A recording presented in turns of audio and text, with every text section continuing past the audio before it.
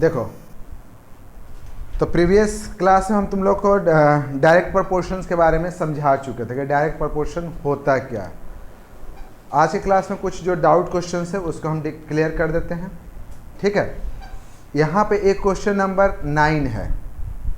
9 question को पहले समझा देते हैं। पहले मैथ बनाने पर उस क्वेश्चन का मतलब क्या है, क्वेश्चन को समझ लो। लिखा हुआ है कि in model of a ship the mast is 9 centimetre high while the mast of actual ship is 50 metre high. जानते हो कि कोई भी अगर शिप बनाना होता है या प्लेन बनाना होता है तो सबसे पहले उसका मॉडल तैयार होता है। तो जब उसका मॉडल तैयार होता है तो उसमें जो मॉडल का मास्ट है वो हाइट वाला पोर्शन वो तुम्हारा कितना रखा गया है, 9 सेंटीमीटर। ऐसा होता है ना, एक विड्थ होता है एक हाइट होता है, तो वो 9 सेंटीमीटर का रखा गया है। जबकि एक्चुअल जो शिप है उसका मास्ट जो है वो कितना है, 15 metre high. If the length of ship is 35 metre. तो दो चीज़ है, अगर हम मान लिए कि मेरा शिप है, ये एक शिप है, तो इस तरीके से विड्थ रखेंगे और ऐसे बीच में मान लिए कि हम मास्ट रखेंगे। तो जब मॉडल बनाया जाता है तो मॉडल में ये अगर 9 सेंटीमीटर है, ठीक है ना, ये वाला, तो एक्चुअल शिप का लेंथ हाइट कितना है, 15 मीटर। तो कह रहा है कि जो एक्चुअल शिप है अगर उसकी लेंथ, उसका अगर एक्चुअल लेंथ अगर दिया हुआ है 35 मीटर, तो इस मॉडल का लेंथ क्या होगा। एक चीज़ आपको पता है कि अगर मॉडल का लेंथ बढ़ेगा तो एक्चुअल शिप का भी लेंथ बढ़ेगा, मॉडल का लेंथ घटेगा तो एक्चुअल शिप का भी लेंथ, ठीक है। तो हम क्या करते हैं, यहाँ पे एक तरफ लिखते हैं लेंथ और एक तरफ लिखते हैं हाइट, लेंथ और हाइट, ठीक है ना। तो अगर लेंथ और हाइट ले लेते हैं, एक हम एक्चुअल शिप का लेते हैं और एक मॉडल का लेते हैं। तो लिखते हैं यहाँ पे, मान लिया कि मेरे पास है मॉडल, ठीक है, और यहाँ पे है एक्चुअल शिप, एक्चुअल शिप, ठीक। सबसे पहले अगर हम बात करें, यहाँ पे लिखते हैं किस चीज़ को, हाइट को। तो अगर मॉडल की जो हाइट है वो कितना है, 9 सेंटीमीटर, तो एक्चुअल शिप का हाइट कितना है, 50 मीटर। उसी तरह से दिया हुआ एक्चुअल शिप का जो लेंथ है, ये लेंथ लेके चलते हैं। लेंथ कितना दिया हुआ एक्चुअल शिप का, 35 मीटर। तो मॉडल का लेंथ क्या होगा, इसको x मान लेते हैं। अब आपको पता है कि ये सब क्या है, आपस में डायरेक्टली प्रोपोर्शनल है। डायरेक्टली प्रोपोर्शनल है तो डायरेक्टली प्रोपोर्शनल है तो क्रॉस प्रोडक्ट जो होगा वो इक्वल होगा, है ना। मतलब कि एक मॉडल का हाइट और लेंथ का जो रेशियो होगा, एक्चुअल शिप का जो हाइट और लेंथ का रेशियो होगा वो आपस में इक्वल होगा।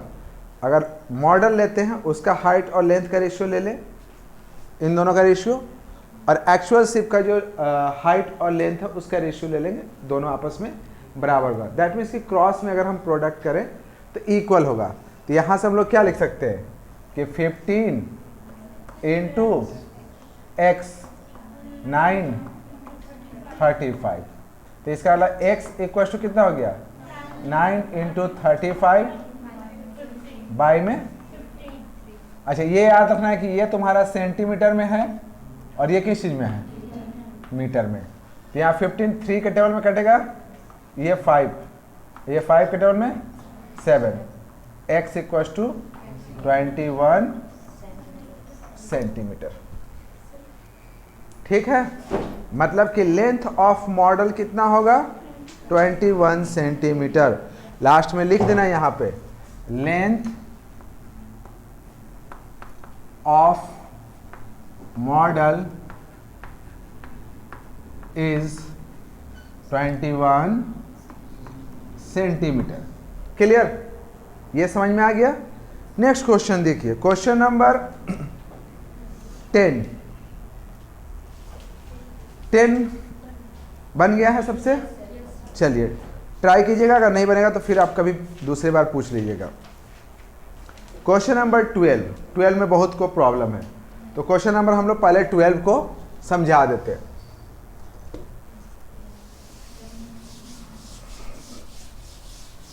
देखो क्वेश्चन नंबर 12 कह रहा है कि Ravi walk at the uniform rate of 5 kilometre per hour. Speed अगर लिखा हुआ 5 किलोमीटर पर आवर, इसका मतलब क्या होता है? इसका मतलब होता है कि रवि जो है 1 आवर में 5 किलोमीटर जाता है। आपको पता होना चाहिए कि कोई भी हो, इवन कार हो, बाइक हो, इंसान हो, रैबिट हो, टाइम और डिस्टेंस डायरेक्टली प्रोपोर्शनल होता है। अगर वो यूनिफॉर्म मोशन में मूव करे तो मान लें कि हम चलना शुरू करें और मेरा स्पीड एकदम कांस्टेंट रहे, चेंज नहीं करे, तो अगर हम 1 आवर में 10 किलोमीटर डिस्टेंस कवर करेंगे तो 2 आवर में 20 किलोमीटर डिस्टेंस कवर करेंगे, 3 आवर में 30, 4 आवर, मतलब टाइम बढ़ाते जाएंगे, डिस्टेंस बढ़ता जाएगा। तो यहाँ पे डिस्टेंस और टाइम के बीच में रिलेशनशिप दिया हुआ है। स्पीड अगर दिया हुआ है 10 किलोमीटर पर आवर, मतलब कि डिस्टेंस 10 किलोमीटर, आवर 1 घंटा, टाइम जो है 1 आवर। तो यहाँ पे 2 के बीच में रिलेशन है इस क्वेश्चन के अंदर में, डिस्टेंस और टाइम। चूंकि स्पीड दे दिया है तो स्पीड का मतलब होता है, जैसे यहाँ पे लिखा हुआ ना 5 किलोमीटर पर आवर, तो इसका मतलब कि वो 5 किलोमीटर डिस्टेंस कवर करता 1 आवर में। तो डिस्टेंस हो गया 5 किलोमीटर और टाइम हो गया 1 आवर। तो हम यहाँ पे लिखेंगे 2 चीज, डिस्टेंस और यहाँ पे लिखेंगे टाइम।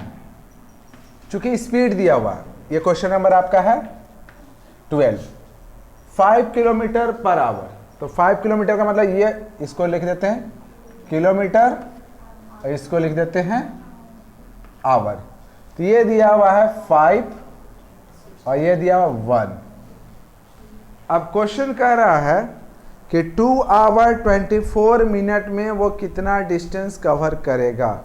2 आवर 24। तो सबसे पहले तो हम ऐसे लिखेंगे कि 2 आवर 24 मिनट है ना, कभी भी टाइम 2 आवर और 24 मिनट दिया रहे तो दोनों को पहले आवर में कन्वर्ट कर देंगे। 2 आवर तो खैर आवर में है ही, 24 मिनट को भी आवर में कन्वर्ट कर देंगे। तो उसके लिए तुम इस तरीके से लिखो, 2 लिख दोगे होल और फिर यहाँ पे लिखना 24 और बाई में कितना 60। इसको काटोगे 12 के टेबल में 2 बार में और ये 5, मतलब 2 होल 2/5, ये कितना आएगा 12/5। तो टाइम आ गया आपका 12/5। ये समझ में आया कैसे? जैसे अगर मान लिया कि आपका रहेगा 3 आवर 15 मिनट, 3 आवर 15 मिनट और उसको आपको आवर में कन्वर्ट करना है, तो आप इस तरीके से लिखेगा 3 आवर और 15 मिनट है ना, तो उसको इसे 15 लिखेंगे और बाई में 60 डाल देंगे, 1/4, 3 1/4। समझ में आ रहा है? आसान से मतलब इजी लैंग्वेज में इसी तरह से हम लोग कन्वर्ट कर सकते हैं। तो आपका टाइम हो गया 12/5 आवर। अब डिस्टेंस हमको निकालना है। ये दोनों डायरेक्टली प्रोपोर्शनल है तो क्रॉस में प्रोडक्ट क्या होगा, इक्वल होगा। क्रॉस में प्रोडक्ट इक्वल होगा, तो इसको इससे करेंगे और इसको हम ऐसे करेंगे। तो x इक्वल्स टू कितना हो गया, देखिए x इंटू 1, x इंटू 1 तो सिर्फ x। वाह, तो बिल्कुल आसान क्वेश्चन है। 5 इंटू 12/5, 5 से 5 12, और ये जो 12 आया किस चीज में आया, x किधर है, किलोमीटर में ना, तो 12 किलोमीटर, मतलब कि n कितना था 2 आवर 24 मिनट ही कवर 12 किलोमीटर। क्लियर है? समझ में आ गया? समझ में आया ये कि नहीं आया? आ गया। नेक्स्ट क्वेश्चन देखिए, क्वेश्चन नंबर आप लोग का है 14। 11 men can dig 6 hole 3x4 meter long trench in one day. How many men should be employed for the digging 27 meter long trench of same type in one day? आप जैसे कि एक कोई काम आप करवा रहे हो, गड्ढा खोदवाना है, तो मान लिए कि लिखा हुआ कि 11 मेन एक दिन में, टाइम को फिक्स कर दिया गया टाइम, ठीक है ना, एक ही दिन मान लेते, 11 आदमी एक दिन में 6 मीटर लंबा ट्रेंच खोद देता है। मान लिए वो 6 होल 3x4 है, हम अभी 6 मानते हैं। अगर 11 आदमी 6 मीटर लॉन्ग ट्रेंच खोद देता है, तो अगर हम 22 आदमी लगाते तो और लंबा खुदा ना, और आदमी बढ़ाते तो और लंबा और ज़्यादा काम, आदमी बढ़ाते जाते मेरा काम बढ़ते जाता है ना। तो आदमी और काम जो होता है वो डायरेक्टली प्रोपोर्शनल होता है। मान ले कि एक आदमी एक दिन में 1 मीटर गड्ढा खोदता है, तो 2 आदमी कितना, 2 मीटर, 3 आदमी 3 मीटर, 4 आदमी। ऐसा थोड़ी ना कि एक आदमी एक दिन में अगर 1 मीटर गड्ढा खोदता है तो 2 आदमी एक दिन में आधा मीटर खोदेगा, नहीं ना। वो जोक अलग होता है जिसमें आप व्हाट्सएप पर जोक पढ़े गए कि एक औरत 1 घंटा में 4 रोटी बनाती है। एक औरत 1 घंटा, मान लिए लेट्स अज्यूम, या एक औरत 1 घंटा में 40 रोटी बनाती है, 40 रोटी। एक औरत 1 घंटा में कितना रोटी बनाती है, 40। तो 4 औरत 1 घंटा में कितना रोटी बनाएगी? एक औरत मतलब एक लेडी है, 1 घंटा में 40 रोटी बनाती है। तो 4 औरत 1 घंटा में कितना रोटी बनाएंगी?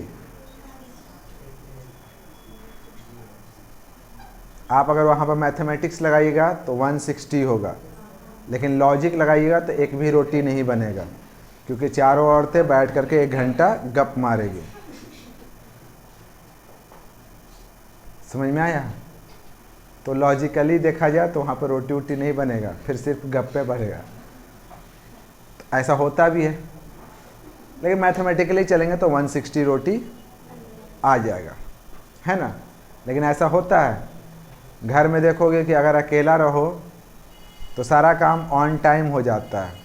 घर में 4-5 गेस्ट हो जाएं तो वही काम जो हम ऑन टाइम करते थे अब सारा काम डिले होने लगता है, क्योंकि मम्मी जो है सुबह उठ करके सबसे पहले वो उठती थी, झाड़ू पोछा करती थी, बर्तन धोती थी, खाना बनाना शुरू करती थी। लेकिन अब क्या करती हैं, उठती हैं सबसे पहले, अगर मान ली उनकी बहन आई हुई है, साथ में उनकी मम्मी आई हुई है, तो उठ के सबसे पहले क्या शुरू करती है, कहानी। उस कहानी किस्सा में लंबा टाइम लगता है। फिर ये प्रोपोर्शनल जो भी है ना, प्रोपोर्शनल डायरेक्टली हो इन्वर्सली हो, सब कहानी ख़त्म। छोड़िए इन सब की बातों को, हम लोग अगला क्वेश्चन चलते हैं। 11 आदमी की बात करते हैं, औरत नहीं। औरत कभी क्वेश्चन में देगा भी नहीं, क्योंकि जानता है औरत को दे देंगे तो फिर वो लोग गप्पे मार के कहानी शॉर्ट कर देगी। 11 आदमी है, 6 मीटर ट्रेंच खोदता है, तो कह रहा है कितना आदमी को लगाएं कि 27 मीटर लॉन्ग ट्रेंच खुदा हो जाए सेम डे में। तो मतलब ये है कि लंबाई अगर बढ़ाना है तो आदमी को बढ़ाना होगा। तो हम यहाँ पे 2 चीज़ लिखेंगे। सबसे पहले तो लिखेंगे नंबर ऑफ मेन और लेंथ ऑफ ट्रेंच, है ना। 2 चीज़ के बीच में रिलेशनशिप है। क्वेश्चन नंबर 14, यहाँ लिखेंगे नंबर ऑफ मेन, फिर लेंथ ऑफ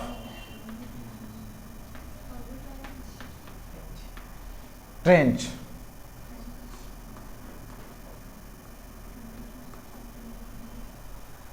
अगर 11 आदमी लेते हैं तो कितना लंबा ट्रेंच खुदता है? 6 होल 3/4 लिखा हुआ है ना, 6 होल 3/4। तो इसको आप पूरा कंप्लीट फ्रैक्शन में लिख लीजिए, मिक्स फ्रैक्शन को फ्रैक्शन में लिख दीजिए, तो कितना हो गया? 27/4। और यहाँ बगल में लिख देना क्या है? मीटर। अब कितना खोदना है उसको? 27 मीटर लॉन्ग ट्रेंच खोदना है। कितने आदमी की जरूरत पड़ेगी? कितने आदमी? जैसी वर्ड आता है कितने आदमी, तो सिर्फ एक ही इंसान का चेहरा सामने आता है। कितने आदमी? फिर बोलते हैं कितने? 2। कितने आदमी थे कालिया? तो 2। लेकिन यहाँ पर 2 आदमी नहीं आएगा, यहाँ पर तो अलग आदमी आएगा। निकालते हैं पहले कितने आदमी थे, क्रॉस। तो यहाँ से क्या लिखेंगे? x into 27/4 equals to 20। हम भी वही लिख रहे थे, आप लोग का चेक कर रहे थे, आप लोग को याद है कि मतलब ध्यान है कि नहीं। यहाँ पे लिखेंगे 27 इंटू 11। तो फिर लिखेंगे यहाँ से x, तो जो यहाँ डिवाइड में उधर जाएगा तो, और जो मल्टीप्लाई में इधर आएगा तो डिवाइड। तो 27 इंटू 11 इंटू 4 बाई में 27 से 27, तो x इक्वल टू कितना आ गया? 44। कितने आदमी थे? 44 आदमी थे। तब ना कालिया हार के वापस आ गया। 44 आदमी थे। मतलब कि अगर 27 मीटर लॉन्ग ट्रेंच को अगर खोदना है तो 44 मेन को लगाना होगा। ठीक है, लास्ट क्वेश्चन आप लोग बना लेंगे? ओके, तो आप लोग इसको बना लीजिएगा। डायरेक्टली प्रोपोर्शनल में इसी तरह का क्वेश्चन रहता है। डायरेक्टली प्रोपोर्शनल आपको इन शॉर्ट फिर समझ में आ गया होगा क्वेश्चन बनाने के बाद, कि अगर मेरे पास 2 क्वांटिटी हो और एक क्वांटिटी का वैल्यू बढ़ता हो और उसके अगर एक क्वांटिटी के बढ़ने से अगर दूसरा क्वांटिटी भी बढ़े और एक के घटने से दूसरा भी घटे, तो उसी को हम लोग डायरेक्टली प्रोपोर्शनल कहते हैं। और उस केस में क्या होता है कि क्रॉस में प्रोडक्ट जो होता है वो इक्वल होता है। ठीक है, तो आप आगे ट्राई कीजिएगा, पूरा बना लीजिएगा। फिर डाउट होगा तो नेक्स्ट क्लास में मतलब पहले इन्वर्सली प्रोपोर्शनल बता देंगे, और फिर जब उसमें भी डाउट होगा मतलब ना, तो मिला करके फिर डायरेक्टली इन्वर्सली दोनों फिर बताएंगे। ठीक है, तब तक इतना आप कंप्लीट कीजिए।